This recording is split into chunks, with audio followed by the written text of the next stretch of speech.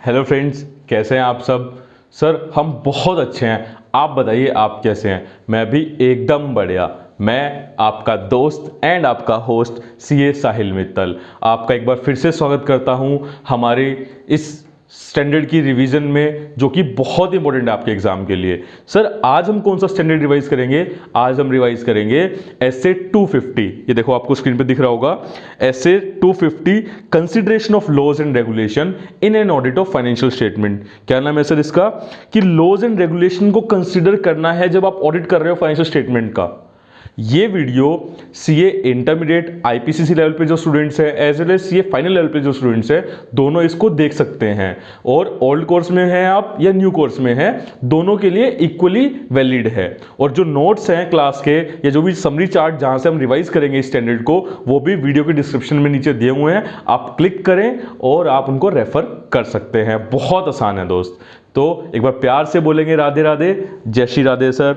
उसके बाद अब हम स्टार्ट करते हैं हमारे स्टैंडर्ड की रिवीजन। आइए, ये देखिए, ये तो आपके क्या है, ये बुक नोट्स हैं जो हमारे मेन बुक है हमारी स्टैंडर्ड की, उसके नोट्स हैं। ये कलरफुल नोट्स है, आप चाहें तो रेफर कर सकते हैं। अदरवाइज आपके पास जो नोट्स है जहां से आप पढ़ रहे होंगे ऐसे 250 या जो भी स्टैंडर्ड्स, तो वो भी आप रेफर करेंगे इस वीडियो के साथ, तो आपका 100% कवर हो जाएगा ये स्टैंडर्ड। ये देखिए, ये आपके क्या है, ये समरी चार्ट है। ये पूरा समरी चार्ट है, आपको आई थिंक विजिबल होगा। सर बहुत छोटा सा चार्ट है, जल्दी से क्विकली हम रिवाइज कर लेंगे और जहां जहां पे हमें लगेगा कि हमें समझना है कुछ, तो हम समझ भी लेंगे।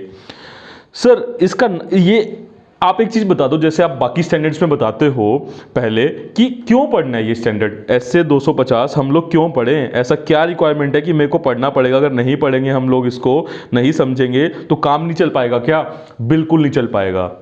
बिकॉज प्रैक्टिकल केस में जब आप किसी एंटिटी का ऑडिट करने जाते हो, एग्जांपल लेते हैं आप किसी कंपनी का ऑडिट करने गए हो, तो उस केस में उस कंपनी के ऊपर बहुत सारे लॉज एंड रेगुलेशन लग रहे होंगे। जैसे फॉर एग्जांपल कंपनी के ऊपर कंपनीज एक्ट लगता है, कंपनी के ऊपर इनकम टैक्स एक्ट की रिक्वायरमेंट्स लगेंगी, कंपनी के ऊपर लेबर एक्ट जो एम्प्लॉइज रिलेटेड जो एक्ट होते हैं वो लगेंगे, कंपनीज के ऊपर इन्वायरमेंटल एक्ट लग सकते हैं, कंपनी के ऊपर फैक्ट्री, अगर कंपनी की फैक्ट्री है, एस्टेब्लिशमेंट है वैसी, तो फैक्ट्री एक्ट लग सकता है। तो ऐसे करके कंपनी के ऊपर बहुत सारे direct as well as indirect act लगते हैं। यहां पे डायरेक्ट इनडायरेक्ट का मतलब ये नहीं है, मतलब एक जीएसटी आपका हो गया, डायरेक्ट इनडायरेक्ट का मतलब ये नहीं है sir income tax direct tax है, जीएसटी इनडायरेक्ट टैक्स है, नहीं। Direct tax sorry direct laws यहां पे मतलब है direct laws and indirect laws. ये जो स्टैंडर्ड है, इसने जो आपके लॉज एंड रेगुलेशन है उसको दो पार्ट में डिवाइड किया हुआ है। एक है डायरेक्ट लॉज, एक है indirect laws and regulation. Direct laws का मतलब है सर वो लॉज जिनका डायरेक्टली इंपैक्ट है फाइनेंशियल स्टेटमेंट के ऊपर। सर समझा नहीं अभी भी? मतलब जो उन लोग के अंदर जो चीजें हैं उससे आपके फाइनेंशियल स्टेटमेंट के नंबर ड्राइव हो रहे हैं। For example income tax provision, for example provision जो आपके होंगे, जीएसटी का जो आपका कोई भी प्रोविजन है, इनपुट टैक्स क्रेडिट है, तो वो क्या है आपके उस लॉ के अंदर लिखा हुआ है वो चीज, और उससे आपका एक फाइनेंशियल स्टेटमेंट में amount, disclosure, account balance impact हो रहा है, तो वो है आपका direct law and regulation. Indirect law का मतलब सर जैसे कंपनी अगर इन्वायरमेंटल, जैसे पोल्यूशन एक्ट है, तो कंपनी अगर कोई ऐसे प्रोडक्ट्स बनाती हैं जिससे पोल्यूशन हो रहा है, तो कंपनी को पहले लाइसेंस लेना पड़ता है उस चीज का, और वो अलाउड नहीं होता कंपनी को करना, बिकॉज वो पॉल्यूशन एक्ट की रिक्वायरमेंट को फुल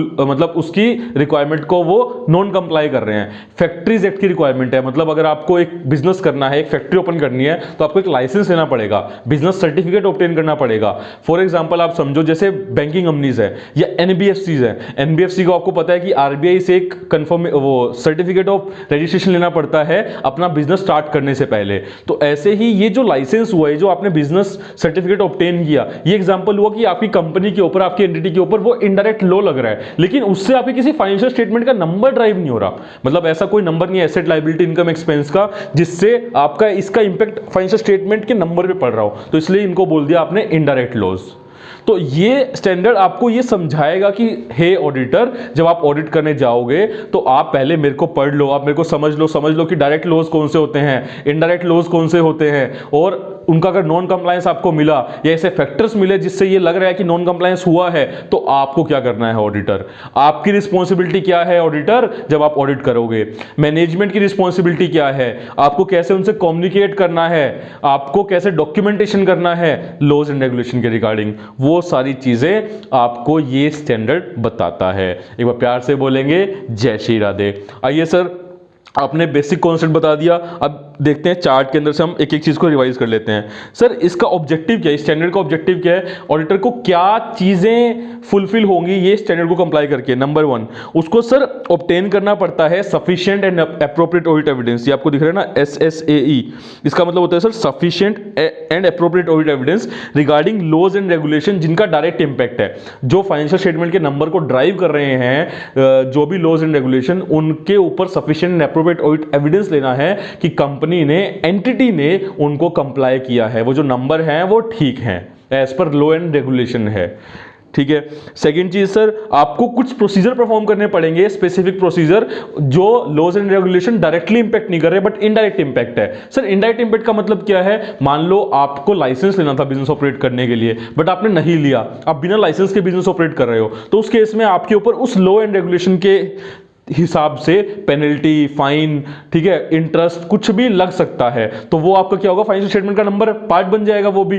तो क्या हो गया आपका, एक तरीके से इनडायरेक्ट इंपैक्ट हो गया। और सेकंड इंपैक्ट क्या हो गया, आपकी गोइंग कंसर्न इंपैक्ट हो गई दोस्त। आपने अगर लाइसेंस के बिना ऑपरेट कर रहे हो तो अथॉरिटी अगर बोल सकती है ना कि आप बिना लाइसेंस के काम कर रहे हो, आप बंद करो इसको, तो ऐसे 570 में आप चले जाते हो, गोइंग कंसर्न वो भी यहां पे लिंक हो जाएगा अगर ऐसा कोई केस आपको प्रैक्टिकली मिलता है तो इसका मतलब क्या है सर, वो आपके फंडामेंटल बिजनेस ऑपरेशन से रिलेटेड लॉज होते हैं, वो आपके गोइंग कंसर्न को इंपैक्ट करने वाले लॉज होते हैं, जो इनडायरेक्ट लॉज की हम लोग बात कर रहे हैं। नेक्स्ट सर, आपको जो भी, अगर आपको कोई भी आइडेंटिफाइड आपको मिल जाता है या आपको सस्पेक्टेड है कि डाउट है कि यहां पे नॉन कंप्लायंस हुआ है, तो आपको उसके रिगार्डिंग क्या रिस्पॉन्स करना है, वो आपका एक ऑब्जेक्टिव है। तो 3 ऑब्जेक्टिव हुए सर कि हमें जो डायरेक्ट लॉज एंड रेगुलेशन है उनके regarding SAE sufficient and appropriate audit evidence लेना है, जो इनडायरेक्ट लॉज एंड रेगुलेशन है, जो अदर लॉज एंड रेगुलेशन है जिनका डायरेक्ट इंपैक्ट नहीं है फाइनेंशियल स्टेटमेंट पे, उनके रिगार्डिंग हमें कुछ प्रोसीजर परफॉर्म करना है ये चेक करने के लिए कि नॉन कंप्लायंस तो नहीं है उनका, और अगर हमें कोई आइडेंटिफाइड या सस्पेक्टेड नॉन कंप्लायंस मिलता है तो उसके लिए हमें क्या रिस्पॉन्स देना है, वो रिस्पॉन्स देना पड़ेगा, तो वो ये स्टैंडर्ड आपको बोलता है।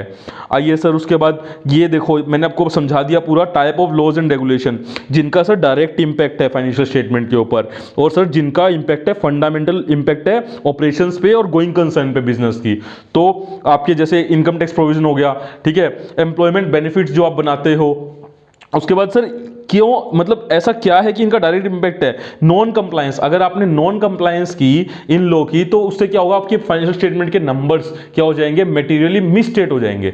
आपका काम क्या होता है एज ऑडिटर, आपको ऐसे 200 के अंदर भी हमने बताया था 200 क्या बोलता है, ऑडिटर को रीजनेबल एश्योरेंस लेना होता है कि फाइनेंशियल स्टेटमेंट फ्री है from material misstatement either due to fraud और एरर। बट अगर सर नॉन कंप्लायंस है, अब नॉन कंप्लायंस के 2 रीजन हो सकते हैं, फ्रॉड की वजह से नॉन कंप्लायंस हुआ, कंपनी ने जानबूझ के कंप्लाई नहीं किया किसी लॉ को, या कंपनी से गलती से नॉन कंप्लायंस हो गया, तो उस केस में क्या होगा, आपके फाइनेंशियल स्टेटमेंट के अंदर जो नंबर्स हैं, अगर डायरेक्ट लॉज हैं, डायरेक्ट लॉ अगर वो है जिसकी नॉन कंप्लायंस हुई है, तो उसका मटेरियल इंपैक्ट आ सकता है, तो मटेरियल मिसस्टेटमेंट हो सकते हैं, तो इसलिए आपको ये चेक करना पड़ता है। और सेकंड, अगर आपके जो अदर लॉज एंड रेगुलेशन, जैसे इसमें एग्जांपल लिखा हुआ है, बिजनेस लाइसेंस हो गया, आपका सर्टिफिकेट्स हो गया, कैपिटल रिक्वायरमेंट्स जो मेंटेन करनी होती है बैंक्स को, एनबीएफसीज को, या और अदर कंपनीज को, उनके स्पेसिफिक एक्ट में, जैसे इंश्योरेंस कंपनीज पे आपका इंश्योरेंस एक्ट लगेगा 1938, बैंकिंग कंपनीज पे आपका बैंकिंग रेगुलेशन एक्ट लगेगा, तो वो सारे लॉज के अंदर जो भी रिक्वायरमेंट्स है वो कंप्लाइड है या नहीं है,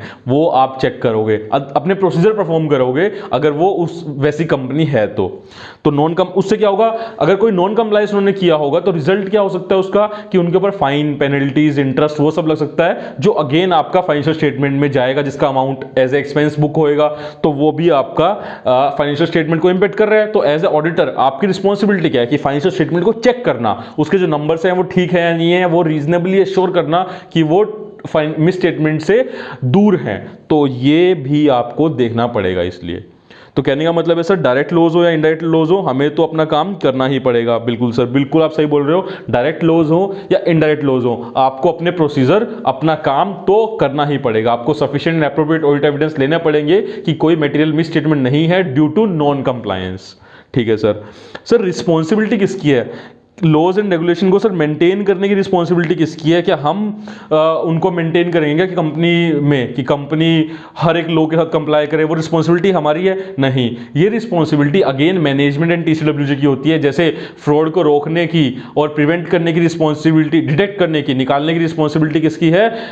मैनेजमेंट टीसीडब्ल्यूजी की है। तो ऐसे ही आपका लॉज एंड रेगुलेशन के साथ कंप्लाई करने की रिस्पॉन्सिबिलिटी भी किसकी है? मैनेजमेंट एंड टीसीडब्ल्यूजी की। मैनेजमेंट एंड टीसीडब्ल्यूजी को क्या करना पड़ता है?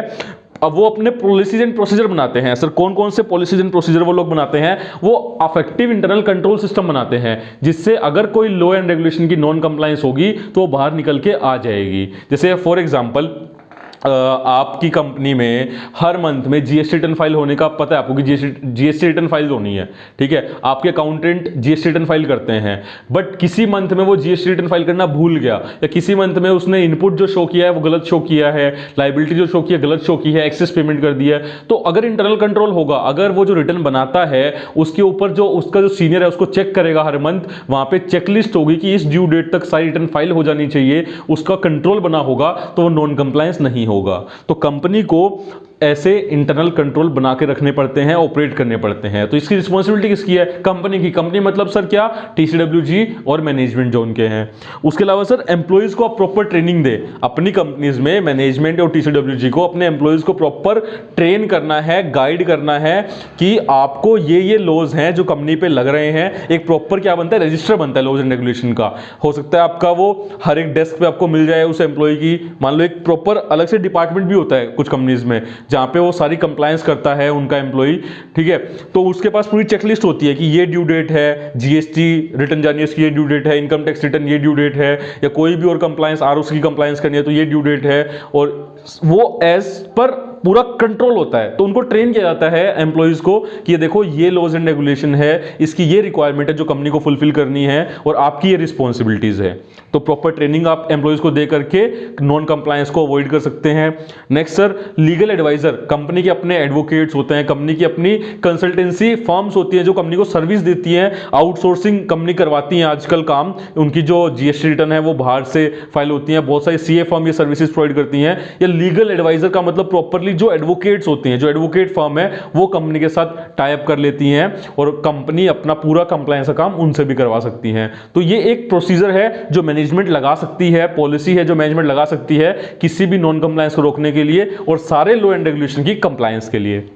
उसके बाद सर मैंने आपको बता दिया सिग्निफिकेंट जितने भी लॉज एंड रेगुलेशन है उनका रजिस्टर मेंटेन होता है, और अगर कोई कंप्लेंट है किसी लॉ एंड रेगुलेशन के अंदर तो वो भी उसके अंदर रिकॉर्ड होती है। तो ये मैनेजमेंट की रिस्पॉन्सिबिलिटीज है। अब कुछ बड़ी बड़ी कंपनीज में तो क्या होता है, देखो कुछ लार्ज एंटिटी में तो क्या होता है, ये जो रिस्पॉन्सिबिलिटी है ना कि लॉ एंड रेगुलेशन की कंप्लायंस हुई है नहीं हुई है चेक करो, ये तो आउटसोर्स कर दी जाती है। जैसे मैंने अभी आपको बताया कि आपने फर्म से टाई अप कर लिया, जो आउटसाइड फर्म्स हैं जो ये काम करती है कंप्लायंस प्रॉपर मेंटेन करवाना कंपनी से। जैसे इंटरनल ऑडिट फंक्शन कंपनी ने अपॉइंट कर लिया इंटरनल ऑडिटर कि हे इंटरनल ऑडिटर, तुम्हारी रिस्पॉन्सिबिलिटी है कि चेक करना कि कंपनी में कोई भी नॉन कंप्लायंस है या नहीं है, और अगर है नॉन कंप्लायंस तो उसको कंप्लाई करवाना।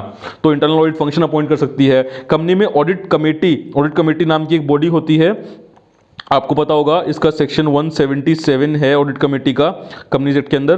तो एक कमेटी, ये क्या होती है, एक टीम होती है अगेन जो कंप्लायंस के ऊपर बहुत ज्यादा नजर रखती है कि कंपनी में कोई भी नॉन कंप्लायंस नहीं होना चाहिए। अदर देन दैट कंपनी में कोई कंप्लायंस फंक्शन हो सकता है, अलग से टीम हो सकती है जो कंप्लायंस को देखेगी। तो ये बड़ी एंटिटीज है, जितनी बड़ी एंटिटीज होंगी वहां पे उतने ज्यादा लॉज एंड रेगुलेशन होंगे, उतने ज्यादा वहां पे इश्यूज होंगे, कॉम्प्लेक्स इश्यूज होंगे, तो उनको कंप्लाई करना पड़ेगा। तो उसके लिए प्रॉपर उनकी टीम्स हो सकती हैं।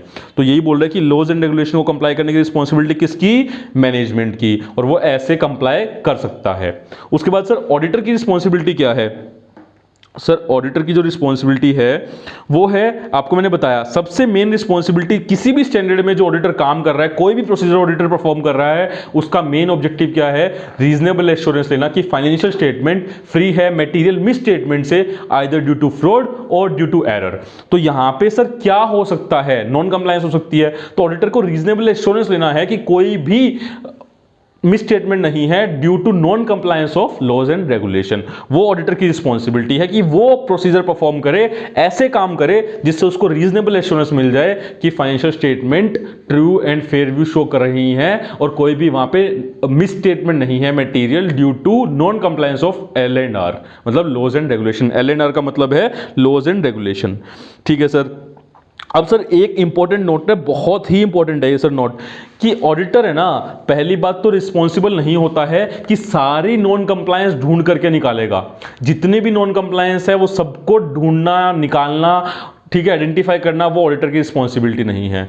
Not responsible to prevent non compliance and to detect non compliance with all law and regulation. Because sir इसमें बहुत सारे फैक्टर्स होते हैं। इसका रीजन देखते हैं, ये वाला रीजन है इसका, ये रीजन है इसका कि क्यों ऐसा है सर, कि ऑडिटर सारे लॉज एंड रेगुलेशन सारे लॉज एंड रेगुलेशन के साथ कंप्लायंस क्यों नहीं चेक कर सकता? क्यों वो सारी नॉन कंप्लायंस को ढूंढ करके नहीं निकाल सकता? बिकॉज उसके ऊपर नंबर 1 आपको मैंने बताया है पहले भी कि सर इनहेरेंट लिमिटेशन होती हैं ऑडिट की। बहुत सारी जगह पे मैनेजमेंट के जजमेंट इन्वॉल्व होते हैं, हमारे पास टाइम नहीं होता है। कॉस्ट एंड बेनिफिट एनालिसिस एक फैक्टर होता है जो आपका इनहेरेंट लिमिटेशन होता है ऑडिट का।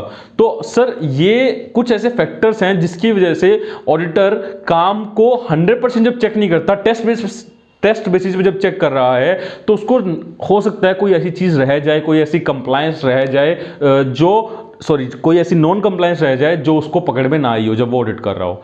तो ये एक रीजन है कि इनहेरेंट लिमिटेशन होती है ऑडिट की। सेकंड सर कुछ लॉ एंड रेगुलेशन तो सर आपने खुद बताया इनडायरेक्ट होते हैं। इनडायरेक्ट का मतलब उनका फाइनेंशियल स्टेटमेंट के ऊपर इंपैक्ट ही नहीं है। जब आप एसेट चेक कर रहे हो, जब आप लायबिलिटी चेक कर रहे हो, जब आप इनकम एक्सपेंसेस चेक कर रहे हो, तो उसके अंदर सर उनका कुछ अमाउंट है ही नहीं।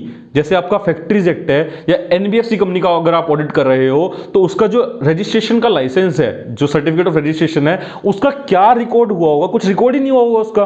तो वो तो आपको एज ऑडिटर चेक करना पड़ेगा कि एनबीएफसी है तो हाँ हमें दिखा दो सर्टिफिकेट ऑफ इनकॉर्पोरेशन, आपका रजिस्ट्रेशन जो आपने आरबीआई से लिया होगा। तो वो उसका जब इंपैक्ट नहीं है आपके उसके बिजनेस उसके अंदर फाइनेंशियल स्टेटमेंट में, तो एज ऑडिटर को समझेगा नहीं। तो ये तो मैंने आपको एक एग्जांपल दिया। तो ऐसे बहुत सारे कंप्लायंस हो सकते हैं, बहुत सारे लॉज हो सकते हैं जो कंपनी के फाइनेंशियल स्टेटमेंट्स को इंपैक्ट नहीं कर रहे हो। तो जब तक मैनेजमेंट या जब तक टीसीडब्ल्यूजी, जब तक कंपनी उसको बताएगी नहीं ऑडिटर को कि हमारे ऊपर ये भी लॉ एप्लीकेबल है, तो वो कैसे चेक करेगा उसमें?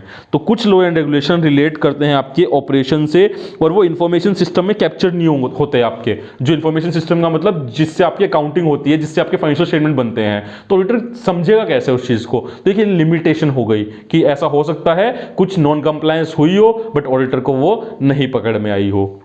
उसके बाद सर अगर ये तो सर आपको बताया था हमने पिछले वाले वीडियो में भी कि ऐसे 240 जहां पे कंपनी अगर फ्रॉड कर रही है, जहां पे उसका मैनेजमेंट टीसीडब्ल्यूजी फ्रॉड में इन्वॉल्व है, तो जानबूझ के उन्होंने छुपाई ही होगी वो नॉन कंप्लायंस, तो वो तो आपको मिलेगी नहीं।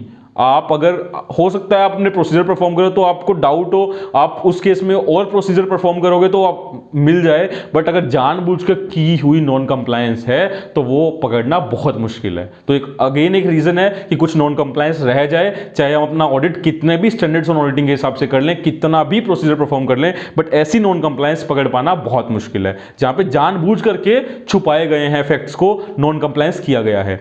उसके अलावा सर एक ये चीज आप बताओ, ये जजमेंट, कुछ नॉन कंप्लायंस ऐसी हो सकती हैं जहां पे जजमेंट इन्वॉल्व हो। ऑडिटर बोल रहा है कि ये आपने नॉन कंप्लाई किया है एक लॉ को, मैनेजमेंट बोल रहा है नहीं सर आप इसको ऐसे देखो, ये नॉन कंप्लायंस नहीं है, ये हमने कंप्लाई कर दिया है। तो वहां पे उनके बीच में डिस्प्यूट हो सकता है। बिकॉज आप ये खुद बताओ ना, नॉन कंप्लाई किसी लॉ को हुआ है नहीं हुआ, ये अल्टीमेटली डिसाइड कौन करता है? सर ये कोर्ट ऑफ लॉ डिफाइन करता है। कोर्ट में केस जाएगा तब कोर्ट हो सकता है बोल दे कि ये नॉन कंप्लायंस नहीं है।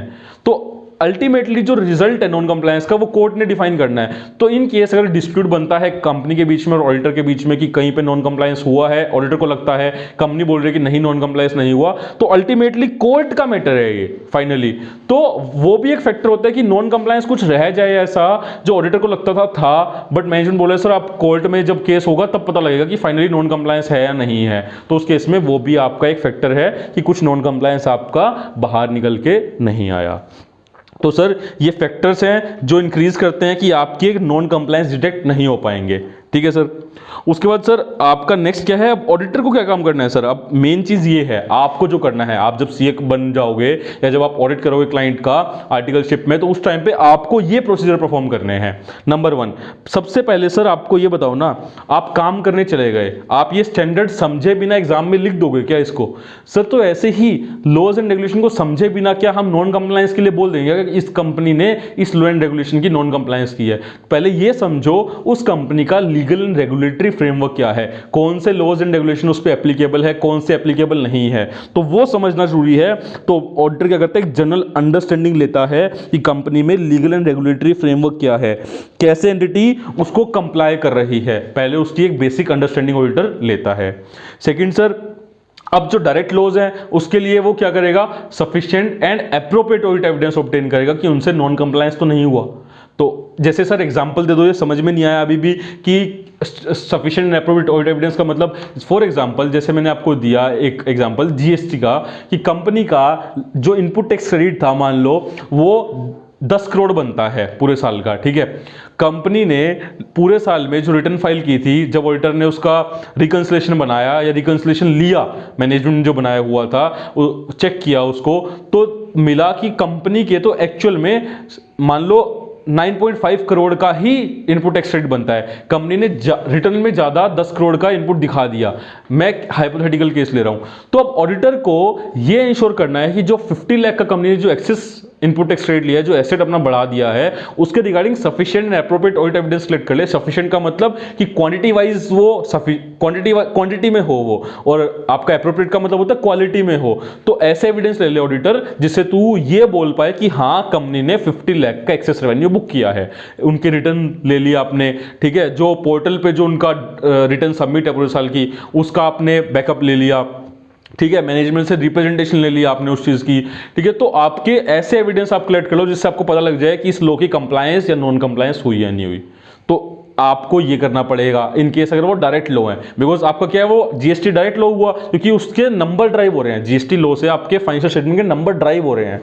ठीक है, इन केस अगर अदर लॉज एंड रेगुलेशन है जिससे आपका डायरेक्ट इंपैक्ट नहीं है फाइनेंशियल स्टेटमेंट पे, जैसे मैंने आपको ऊपर भी बताया था कि आपके जैसे बिजनेस सर्टिफिकेट लेना, लाइसेंस लेना, तो उस केस में ऑडिटर को क्या प्रोसीजर परफॉर्म करने जिससे ये समझेगा कि उससे नॉन कंप्लायंस हुई है नहीं हुई। बिकॉज फाइनेंशियल स्टेटमेंट में कोई नंबर तो है नहीं जिसपे वो अपने प्रोसीजर लगा लेगा, जिससे वो असर्शन चेक कर लेगा अपनी, तो वो तो कर नहीं सकता। तो उस केस में क्या करेगा, इंक्वायरी करो आप मैनेजमेंट से कि हे मैनेजमेंट आपको ये बताओ कि कौन कौन से लॉ एंड रेगुलेशन आपके ऊपर एप्लीकेबल है और आपने कैसे कंप्लाई किया है, आप हमें दिखाओ, उसका प्रूफ दो।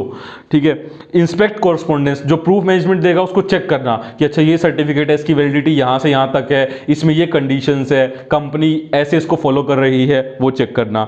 और अलर्ट रहना पड़ता है, प्रोफेशनल स्केप्टिसिज्म अपना रखना पड़ता है, क्वेश्चनिंग अलर्ट माइंड पूरे ऑडिट के अंदर कि अगर नॉन कंप्लायंस की कोई पॉसिबिलिटी मिलती है तो। उसके अलावा आप WR मैनेजमेंट से रिटर्न रिप्रेजेंटेशन ले लो कि जितने भी उनको पता थे नॉन कंप्लायंस उन्होंने सारे ऑडिटर को बता दिए हैं, क्योंकि मैनेजमेंट तो डेली काम कर रहा है ना, कंपनी रन कौन कर रहा है, मैनेजमेंट, TCWG वो लोग कंपनी चला रहे हैं, उनको पता ही है डे टू डे में क्या हो रहा है। तो आप लिख करके दे दो मैनेजमेंट कि कोई नॉन कंप्लायंस जो आपको पता थे आपने बता दिए सारे, कुछ छुपाया नहीं है आपने। ठीक है सर। उसके अलावा सर ये क्या है, अब ये है एक और इंपॉर्टेंट चीज, इसको आप इंपॉर्टेंट मार्क कर सकते हो कि क्या प्रोसीजर सर ऑडिटर परफॉर्म करेगा अगर उसको कोई नॉन कंप्लायंस मिल जाती है या डाउट है बहुत हाई लेवल पे कि नॉन कंप्लायंस हुआ है, तो उस केस में ऑडिटर अपने क्या प्रोसीजर परफॉर्म करेगा। नंबर 1 सर वो ये समझेगा कि क्या ऐसी जरूरत आ गई थी कंपनी को, क्या ऐसी नीड आ गई थी कि उसने ये नॉन कंप्लायंस किया है, nature of act and circumstance ऐसे क्या थे जिसमें वो नॉन कंप्लायंस हुआ है।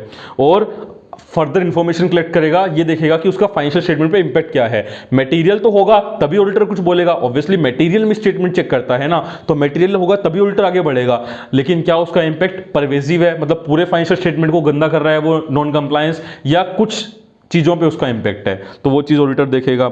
उस मैटर को डिस्कस करेगा वो टीसीडब्ल्यूजी के साथ एज वेल एज मैनेजमेंट के साथ, ठीक है। इवेल्युएट करेगा, अगर उसको इंफॉर्मेशन नहीं मिलती है, अगर उसको सफिशिएंट एप्रोप्रिएट ऑडिट एविडेंस नहीं मिलते हैं कि नॉन कंप्लायंस हुआ तो है बट मेरे पास ये एविडेंस नहीं है ये बोलने के लिए कि हाँ 100% श्योर है कि नॉन कंप्लायंस हुआ है, तो उस केस में देखेगा उसके ओपिनियन पे क्या इंपैक्ट है, कहीं डिस्क्लेमर ऑफ ओपिनियन तो नहीं देना पड़ जाएगा, तो ये ऑडिटर देखेगा।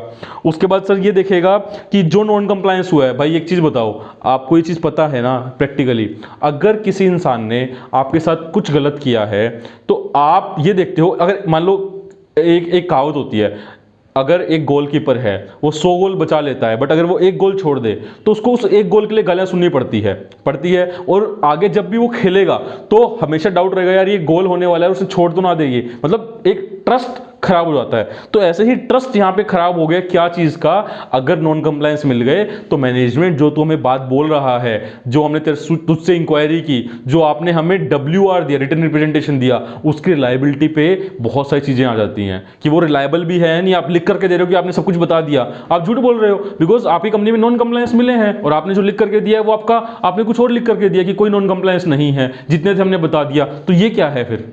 तो ऐसे आपको देखना पड़ेगा एज ऑडिटर, जो भी नॉन कंप्लायंस मिला उसका इंपैक्ट मैनेजमेंट ने जो WR दिया उस पर क्या इंपैक्ट पड़ेगा, उसकी रिलायबिलिटी पे क्या इंपैक्ट पड़ेगा, आपने जो रिस्क असेस किया होगा कंपनी का उस पर क्या इंपैक्ट पड़ेगा, वो एज ऑडिटर आपको देखना पड़ेगा। उसके अलावा सर नेक्स्ट है, ये एक बहुत इंपॉर्टेंट क्वेश्चन है जो एग्जाम में आता है, आ चुका है बहुत बार, आप देख लो अच्छे से क्या बोल रहा है। What are the indicators of non compliance with LNR, कि कौन कौन से ऐसे इंडिकेटर हैं, कौन कौन सी ऐसी चीजें हैं जो आपको ये इशारा करे हे ऑडिटर यहां पे नॉन कंप्लायंस हुआ होगा, कौन कौन सी ऐसे इंडिकेटर्स हैं बताओ। ये हैं सर, नंबर 1, कंपनी में इन्वेस्टिगेशन हुआ था, आप जब ऑडिट करने आए उससे पहले आपको पता लगा कि इस कंपनी में अभी 2-3 महीने पहले इन्वेस्टिगेशन हुआ था, कोई भी रेगुलेटरी अथॉरिटी ने उसके अंदर इन्वेस्टिगेशन परफॉर्म किया था कंपनी में, तो ये इंडिकेटर है इन्वेस्टिगेशन, आपकी कंपनी चल रही है, कोई ऐसे करके बोल सकता है क्या चलो इन्वेस्टिगेशन करवाओ, अरे कुछ आपके अगेंस्ट कुछ ऐसा मिला होगा उनको जिसके लिए उन्होंने इन्वेस्टिगेशन किया होगा, तो इन्वेस्टिगेशन इज अ साइन कि कंपनी ने कुछ गड़बड़ घोटाला किया है, कुछ नॉन कंप्लायंस किया है।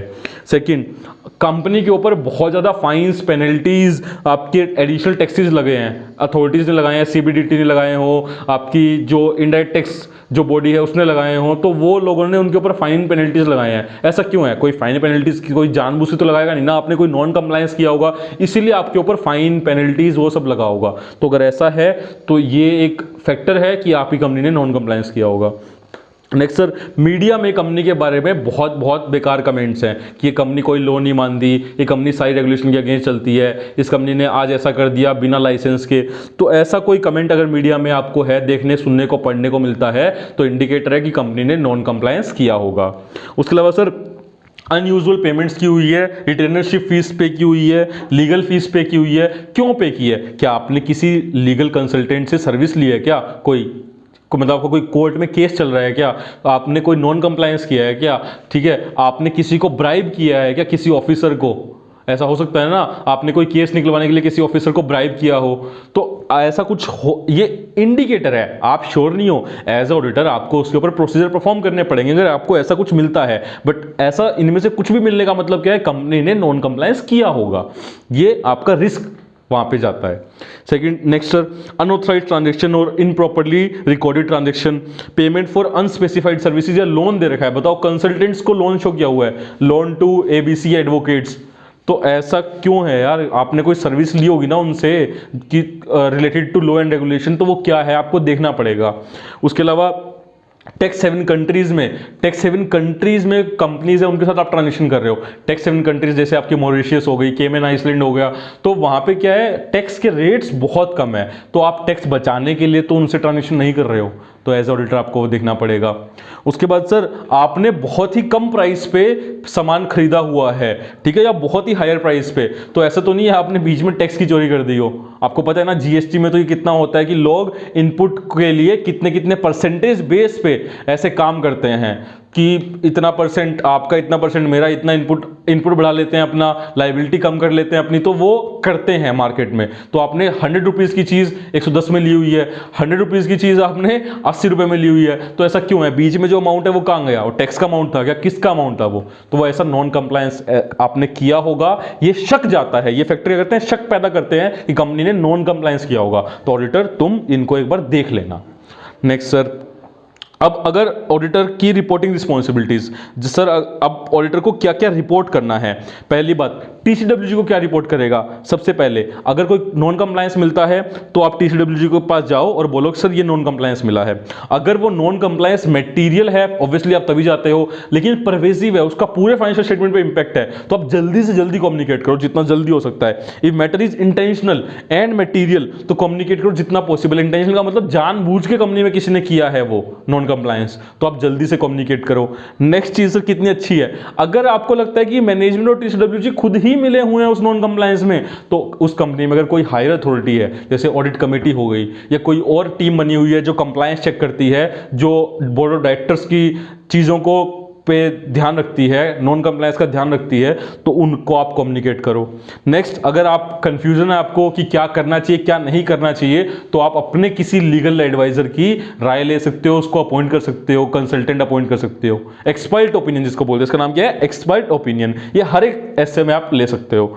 उसके अलावा सर आप ऑडिट रिपोर्ट में क्या कम्युनिकेट करोगे? अगर जो नॉन कंप्लायंस है वो मटेरियल एंड परवेसिव है, मटेरियल एंड परवेसिव है, तो आपको पता है कि आपको कौन सा ओपिनियन देना होता है सर? एडवर्स ओपिनियन देना होता है अगर मटेरियल एंड परवेसिव है। बट अगर कंपनी ने उसको, दो केस है, number 1 not adequately reflected in FS, company ने उसको उसका डिस्क्लोजर एफएस में दिया ही नहीं। आपने बोला था कि इसको डिस्क्लोज करो कि आपने ये नॉन कंप्लायंस किया है, कंपनी ने उसको कोई डिस्क्लोज नहीं किया। तो अगर उसका इंपैक्ट परवेसिव है, मतलब पूरे फाइनेंशियल स्टेटमेंट पे है उन नॉन कंप्लायंस का, तो आप एडवर्स ओपिनियन दोगे, ये वाला दोगे। अगर उसका इंपैक्ट परवेसिव नहीं है तो आप क्वालिफाइड ओपिनियन दोगे।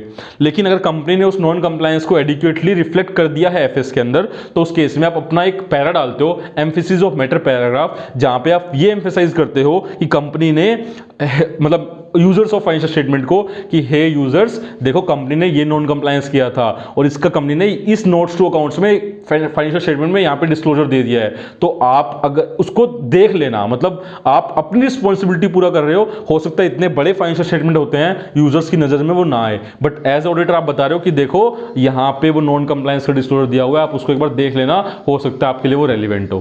तो अपना एक पैरा डालते हो, एम्फेसिस ऑफ मैटर पैराग्राफ, अपनी ऑडिट रिपोर्ट में, ईओएम पैरा जिसको बोलते हैं। नेक्स्ट सर, आप बाहर की पार्टीज को, रेगुलेटर्स जो हैं, जो गवर्नमेंट है या गवर्नमेंट जो बॉडीज हैं, जो लॉ एंड रेगुलेशन की अथॉरिटी है जिनके पास, उनको आपको कम्युनिकेट करना है नहीं करना, वो आपको देखना है। आपको अपनी लीगल, प्रोफेशनल, कॉन्ट्रेक्चुअल लायबिलिटी देखनी है और आपको देखना है कॉन्फिडेंशियलिटी की रिक्वायरमेंट को भी। लेकिन ये ध्यान रखना कि कोई भी लॉ एंड रेगुलेशन कॉन्फिडेंशियलिटी की रिक्वायरमेंट को ओवररूल करता है, हर एक लॉ, ठीक है? तो कॉन्फिडेंशियलिटी को आपको ध्यान रखना है, बट लॉ एंड रेगुलेशन हमेशा ओवरराइड करेगा आपकी कॉन्फिडेंशियलिटी की रिक्वायरमेंट्स को, ठीक है सर? अगर आपको यहां पे भी रिक्वायरमेंट है तो आप यहां पे भी लीगल एडवाइस ले सकते हो। सर सबसे लास्ट चीज आ गई है। अब एज ए ऑडिटर, मैंने आपको लास्ट भी बताया था ऐसे 230 के अंदर, 230 के अंदर, कि अगर आपने काम किया है और आपने डॉक्यूमेंट नहीं किया, इसका मतलब क्या है? आपने वो काम नहीं किया। तो आपने जो भी लॉ एंड रेगुलेशन के ऊपर अपने प्रोसीजर परफॉर्म किए, आपको कोई नॉन कंप्लायंस मिला, उसके लिए आपने कोई कम्युनिकेशन किया, आपने कोई प्रोसीजर परफॉर्म किए, वो सबका आप डॉक्यूमेंट कर लेना। तभी आप ये प्रूव कर पाओगे कल को अगर कुछ भी होता है कि हमने अपना काम 100% जो रिक्वायरमेंट्स थी उसके हिसाब से किया है। तो डॉक्यूमेंट कर लेना, जितने भी आपको नॉन कंप्लायंस के इंस्टेंसेस मिलते हैं डॉक्यूमेंट कर लेना, आइडेंटिफाइड हो या सस्पेक्टेड नॉन कंप्लायंस हो, दोनों को। उसके अलावा डॉक्यूमेंट कर लेना आपकी जितने भी कम्युनिकेशन हुई होगी मैनेजमेंट के साथ, टीसीडब्ल्यूजी के साथ, आउटसाइडर पार्टी के साथ, उन सबको भी डॉक्यूमेंट कर लेना। एक बार प्यार से बोलेंगे जय श्री राधे। तो आपका ये पूरा स्टैंडर्ड है कि होता क्या है, मतलब डायरेक्ट लॉ क्या हो, डायरेक्ट लॉज एंड रेगुलेशन क्या होते हैं, इनडायरेक्ट लॉज एंड रेगुलेशन क्या होते हैं, मैनेजमेंट की रिस्पॉन्सिबिलिटीज क्या हैं, ऑडिटर की रिस्पॉन्सिबिलिटीज क्या हैं, ऑडिटर के प्रोसीजर क्या होंगे, ठीक है? और अगर नॉन कंप्लायंस कोई मिलता है तो उस केस में ऑडिटर को क्या करना पड़ेगा, ऑडिटर कम्युनिकेट कैसे करेगा, रिपोर्टिंग रिस्पॉन्सिबिलिटीज ऑडिटर की क्या हैं, कौन कौन से इंडिकेटर्स हैं जो ये शो करते हैं कि नॉन कंप्लायंस हुआ होगा, और डॉक्यूमेंटेशन आपको कैसे करना है और क्या करना है। तो ये पूरा 100% आपका स्टैंडर्ड कवर है। आप देख सकते हैं यहाँ पे बुक नोट्स के अंदर। ये देखिए पूरा 100% कवर है और 2 या 3 पेज में आपका ये पूरा स्टैंडर्ड खत्म हो जाता है। बहुत छोटा सा स्टैंडर्ड है। ये देखिए ए या बी ये डायग्राम बनाया हुआ है, आप इसको देख सकते हैं।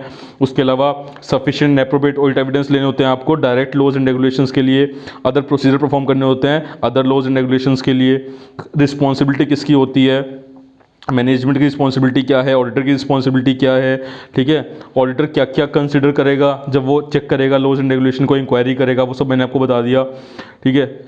उसके बाद अगर नॉन कंप्लायंस मिल जाती है तो ऑडिटर उस केस में क्या करेगा। उसके बाद सर इंडिकेटर, ये आप इंपॉर्टेंट मार्क कर लो, इंडिकेटर क्या है जो आपको ये शो करेंगे कि लॉ एंड रेगुलेशन का नॉन कंप्लायंस हुआ होगा। रिपोर्टिंग रिस्पॉन्सिबिलिटी सर ऑडिटर की, एक और आप ये बोल सकते हो कि रिपोर्टिंग रिस्पॉन्सिबिलिटी में आप एक ऐड कर सकते हो ऑडिट रिपोर्ट में, प्लस यहाँ पे कारो। सर कारो का आपका जो क्लोज होता है क्लोज 7 ऑफ पैरा 3, अगर स्टैट्यूटरी कंप्लायंस नहीं की कंपनी ने तो आपको बताना होता है 6 मंथ से ऊपर वाले कितने ओवरड्यू अमाउंट है वो आपको बताना होता है। और अगर आपका कोई केस चल रहा है तो वो कौन सी फॉर्म में केस चल रहा है, ठीक है, वो और कितना अमाउंट इन्वॉल्व है वो सब आपको बताना पड़ता है। तो ये आपका कारो की रिपोर्टिंग है एक, जो आपका SA 250 के साथ लिंक होती है। तो इस स्टैंडर्ड को आप पूरा रिवाइज कर लें, ठीक है, पढ़ लें और हमारे समरी चार्ट से एक बार पूरा देखेंगे तो आपको 100% कवर हो जाएगा। अगर आपको ये वीडियो पसंद आया हो तो प्लीज़ लाइक करना ना भूलें, शेयर करना ना भूलें और सब्सक्राइब जरूर करें दोस्त चैनल। ऐसे वीडियो आते रहेंगे, अब ऑलमोस्ट डेली बेस पे आते रहेंगे। जितना मैक्सिमम आप का रिवीजन हो जाएगा उतना हमें बहुत खुशी होगी। तो हम लोग मैक्सिमम रिवीजन वीडियो लेकर के आएंगे आपके लिए। नेक्स्ट आपका वीडियो जो होगा वो होगा आपका 299 का, जो आपका जॉइंट ऑडिट होता है उसके लिए।